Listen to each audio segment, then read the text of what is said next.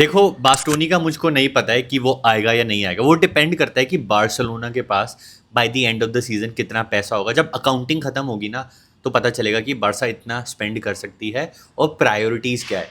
I am in favour of getting Bastoni, but 1% अगर हम 1:1 में नहीं आते, या हमारे पास उतना पैसा नहीं है, या वो हम पैसा स्पेंड करना चाहते हैं ऑन अ स्ट्राइकर या कोई भी फॉरवर्ड प्लेयर, तो हमारे फिर से प्रॉब्लम हो जाएगी डिफेंस में कि कौन आने वाला है। तो मैं आज बात करना चाहता हूँ अबाउट वुस्कोविच। इसका नाम बहुत ज़्यादा लिंक हो रहा था बार्सिलोना के साथ। अभी रिसेंटली रिपोर्ट्स आ रही है कि बार्सिलोना इंटरेस्टेड है। He is a very young talented player, सिर्फ 18 साल का है और अभी लोन पीरियड पे है। परफेक्ट टाइम है, इसको अभी हम पोच करके ला सकते हैं। बट इस प्लेयर में ऐसा क्या है कि इतने यंग प्लेयर में हम ऑलरेडी इंटरेस्टेड है। क्या हमें एक एक्सपीरियंस प्लेयर साइन करना चाहिए, क्या हमें एक यंग प्लेयर साइन करना चाहिए? पूरी कहानी मैं बताता हूँ अबाउट वुस्कोविच। देखो, वुस्कोविच को ना एक जनरेशनल टैलेंट बोला जा रहा है और ये आता है क्रोएशिया से। पूरा नाम है लूको वुस्कोविच। बॉर्न हुआ था 2007 में और क्रोएशिया की एक बड़ी फेमस एकेडमी है, बड़ा फेमस क्लब है जहाँ से बड़े बड़े जनरेशनल प्लेयर्स निकले हैं, वहाँ से ही आता है। क्रोएशिया की इस एकेडमी का नाम है हाजडुक स्प्लिट एकेडमी। यहाँ पे इन्होंने खेला, अपना करियर शुरू किया और जैसे ही बड़े बड़े क्लब्स को पता चला कि यार एक नया जनरेशनल टैलेंट आ गया है, तो वहाँ पे टॉटनहम आई और टॉटनहम ने इनको साइन कर लिया इन 2023 फॉर जस्ट 12 मिलियन। वुस्कोविच 18 साल का भी नहीं था, ही वॉज नॉट इवन 18 जब टॉटनहम ने आके उसको खरीद लिया। और उस टाइम पे सिर्फ टॉटनहम इंटरेस्टेड नहीं थी, उस टाइम पे मैनचेस्टर सिटी इंटरेस्टेड थी, लिवरपूल इंटरेस्टेड थी लाने में, बट टॉटनहम ने इस प्लेयर को खरीदा। लेकिन अनफॉर्चुनेटली वुस्कोविच की किस्मत खराब थी कि वो फर्स्ट टीम में ब्रेक थ्रू नहीं कर पाया और उसको लोन पे भेजना पड़ गया। पहले वो लोन पे गए एक सीजन के लिए, एक बेल्जियम का क्लब है वेस्टेरलो में, जहां पे उन्होंने मारे 7 गोल, गुड डिफेंडिंग करी। फिर वो वापस आ जाते हैं टॉटनहम और टॉटनहम में फिर से उनको खेलने की अपॉर्चुनिटी नहीं मिलती है, खेलने का टाइम नहीं मिलता। फ्रस्ट्रेट होके, क्योंकि एक यंग प्लेयर है और एक यंग प्लेयर क्या चाहता है कि उसको गेम टाइम मिल जाए, तो वो फिर से लोन में चले जाते हैं जर्मनी के क्लब में, हैम्बर्ग में। अब जनरेशनल टैलेंट तो इनको बोल दिया, बट इसमें ऐसा है क्या कि इसको एक बहुत बड़ा, एक हाईली रेटेड डिफेंडर बोला जा रहा है जो स्पेन से नहीं आता। देखो, वुस्कोविच की ना सबसे बढ़िया चीज़ क्या है, ही इज़ वेरी टॉल। वुस्कोविच अभी सिर्फ 18 साल का है, इसको थोड़ा अभी और ग्रो होना है एंड ऑलरेडी 6'4" है ये। इसकी हाइट और जो इसकी फिजिकलिटी है ना, वो इसका सबसे बड़ी एक फोर्ते है कि ये लंबा है, ये चौड़ा है। इसकी कंपैरिजंस पता है किसके साथ होते हैं? वैन डाइक के साथ, गॉर्डियोल के साथ। ये कंपैरिजंस मुझे ज़्यादा पसंद नहीं है बिकॉज ये लंबा है ना और फिजिकली इज़ वेरी स्ट्रॉन्ग, तो वो कंपैरिजंस आ जाते हैं। और एक और इसकी बहुत बढ़िया चीज़ है, एक लंबे प्लेयर की सबसे बढ़िया चीज़ होती है that he can head the ball. तो एरियली ही इज़ फैंटास्टिक। और ये आपका ट्रेडिशनल डिफेंडर नहीं है कि यार सिर्फ बॉल क्लियर कर दी और कहानी ख़त्म हो गई। He can pass the ball, he is very good with his passing. वो जो लाइन ब्रेकिंग पासिंग होती है ना, जो बार्सिलोना को चाहिए होती है, प्लेइंग फ्रॉम द बैक, ये इसको बहुत अच्छे से आता है। एक 18 साल के प्लेयर को अगर ये करना आता है ना, that's a very big plus point. And एक ऐसी चीज़ जिसने मेरे को सबसे ज़्यादा इंप्रेस किया अबाउट वुस्कोविच, वो है इसकी गोल स्कोरिंग एबिलिटी। बार्सिलोना में goal scoring defenders is something that I love. जब आपने ये लोन पीरियड पे वेस्टेरलो गया था ना, वहाँ पे इसने 36 मैचेस खेले थे और वहाँ पे इसने 7 गोल मारे थे, being a central defender. And same currently Hamburg में ये लोगों को इतना इंप्रेस कर रहा है। ठीक है, ट्रेडिशनल डिफेंडर्स होते हैं, बॉल प्लेइंग एबिलिटी हो गई, आपकी लाइन ब्रेकिंग पासिंग हो गई, शॉर्ट पासिंग, लॉन्ग पासिंग, लंबा चौड़ा, ठीक है, सब बढ़िया।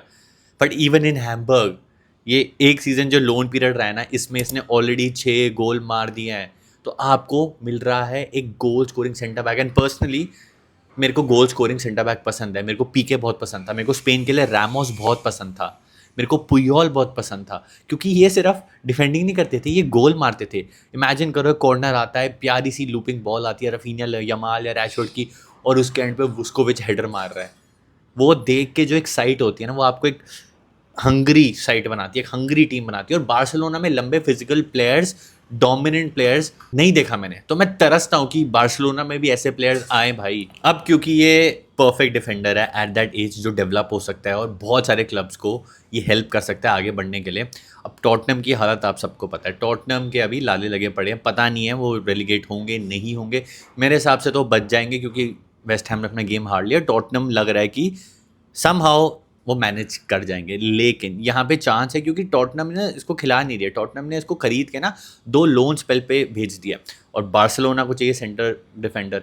तो यहाँ पे बार्सिलोना इसको ला सकती है, लेकिन यहाँ पे एक स्लाइड छोटी सी प्रॉब्लम है दोस्तों, इसमें सिर्फ बार्सिलोना इंटरेस्टेड नहीं है, क्योंकि जब आप एक जनरेशनल टैलेंट होते हो ना तो आप फ्लाइंग अंडर द रेडार नहीं कर पाते कि कोई ध्यान नहीं दे रहा।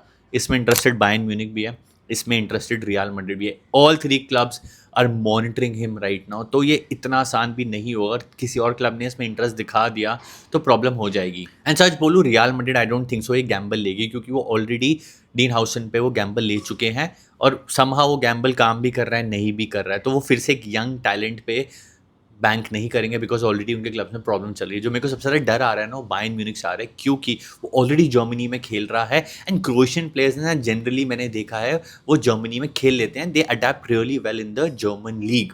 तो यहाँ पे एक चीज़ देखने वाली होगी कि बायर्न यहाँ पे आके उसको स्वीप ना कर जाए। Bayern can be are biggest problem कि अगर वुस्कोविच हम लाना चाहते हैं तो वो हमसे पहले उसको एक बेटर कॉन्ट्रैक्ट या बेटर डील नहीं दे सकते। बारसा के पास एक एडवांटेज ये है कि बारसा उसको प्लेइंग टाइम गारंटी कर सकती है, क्योंकि हमें रोटेशंस करनी पड़ेगी जिस हिसाब से हमारे डिफेंडर्स है, जिस हिसाब से हमारा प्लेइंग स्टाइल है। तो यहाँ पे बार्सिलोना के पास सबसे बड़ा एज है obviously the legacy of the club and the playing time that we can guarantee him. देखो यार, बढ़िया बढ़िया तो बातें हो गई इसके बारे में, वुस्कोविच बढ़िया प्लेयर है, good defender, young prospect talent, but आप सबको पता है यार यंग टैलेंट की थोड़ी थोड़ी कमियां भी होती है। ऐसा नहीं है कि सब अच्छा है, सब चंगा सी है, वीकनेसेस भी हैं इस प्लेयर की। और जो सबसे बड़ी वीकनेस है ना, देखो he still 18, he still very very raw. जो हम चीज़ हमारे डिफेंडर से हमें सबसे ज़्यादा प्रॉब्लम क्या आती है, ऐसे नहीं कि बैड डिफेंडिंग करते हैं, पासिंग नहीं आती है, लॉन्ग रेंज शॉट गोल नहीं मारते हैं, हमारे डिफेंडर्स भी सब करते हैं, but they are very raw. Pau Cubarsi के बाद एक्सपीरियंस आ गया है, जेरार्ड मार्टिन ने भी काफ़ी मेच्योरिटी दिखाई है, but Vuskovic is still very raw. इसको अभी हमें फिर से टाइम देना पड़ेगा। तो would you play that gamble again? क्या आप एक्सपीरियंस प्लेयर लाओगे बास्टोनी वाला, या आप पैसे ना होने की वजह से गैम्बल खेल लोगे ऑन समबडी लाइक वुस्कोविच? डिपेंड करता है कि कितना पैसा है, ये फ्यूचर का क्वेश्चन है, बट मेरे हिसाब से आप ला सकते हो उसको अगर आपके पास पैसे का इशू है। एक और इसकी प्रॉब्लम है, और ये प्रॉब्लम ना मैंने देखी जब मैंने इसकी हाईलाइट्स देखी, क्योंकि हैम्बर्ग को टू बी ऑनेस्ट मैं इतना देखता नहीं हूँ। कोई देखता हो तो प्लीज़ मुझे कमेंट करके ज़रूर बताना। ये कभी कभार ना ओवर कमिट कर जाता है। ओवर कमिट करने का क्या मतलब होता है, आपने कुछ कुछ डिफेंडर्स देखे हैं, अराउखो कह लो, कुटी रोमेरो कह लो, अर्जेंटीना के आप ऑटोमेंडी कह लो, पेपे कह लो, रैमोस कह लो। मैं कंपेयर नहीं कर रहा, मैं आपको बस एग्जांपल दे रहा हूँ कि ओवर कमिट क्या होता है कि ज़रूरत नहीं है। बार्सिलोना में एरिक गार्सिया भी कभी बार कर देता है, ज़रूरत नहीं है आप टैकल मार देते हो, ज़रूरत नहीं है आप चार्ज कर देते हो, पीछे स्पेसेस छोड़ देते हो। वो एक्साइटमेंट, वो एड्रेलिन होता है, एक आपको प्रूव करना होता है, आपको दिखाना होता है that I want to be the dominant one here. तो वहाँ पे कभी कभार ना डिफेंडर ओवर कमिट कर जाता है, और ये वुस्कोविच का मैंने देखा है कि सर्टेन सिनेरियोज में ये ओवर कमिट कर जाता है। तो मैं नहीं चाहता कि एक और हमारे पास डिफेंडर आ जाए जो रेड कार्ड ले लिया, पेनल्टी दे दे। तो ये थोड़ा इनएक्सपीरियंस है। आई होप अगर ये आता है तो with Hansi Flick and with his team ये चीज़ बेटर हो जाए। काफ़ी सारे प्लेयर्स इंप्रूव किए हैं, एग्जाम्पल जेरार्ड मार्टिन। तो मैं वुस्कोविच का भी एक्सपेक्ट करता हूँ कि yes this is something that he can improve. ऐसा नहीं है कि ये फॉर एवर उसकी करियर में ये चीज़ रहने वाली है। एक और चीज़ है, देखो यार वो टॉटनम के लिए खेल रहा है, एंड अगर वो अपने करियर ट्रैजेक्टरी देखे या वो थोड़ा स्मार्ट प्ले करना चाहे या उसका एजेंट उसके कान भर देना, so he would prefer going back to Tottenham और वहाँ पे अपना धीरे धीरे करके करियर आगे बढ़ाए। क्योंकि अगर जो यंग प्लेयर्स होते हैं जल्दी से कोई बड़े क्लब चले जाए तो उनको प्रॉब्लम हो जाती है। देखो बार्सिलोना में ऐसा नहीं होता, but we have seen players जो बार्सिलोना काफ़ी जल्दी आ गए और उस लेवल पे नहीं खेल पाए। अब सबको पता है यार, वो ब्राज़ीलियन जो हम तीगरे लाए थे, तीगरे याद है, विक्टर रोके, हम उसको लाए और वो नहीं परफॉर्म कर पाए, was too raw, he was too young. Endrick for example Real Madrid में, मास्टर टूनो ले लो।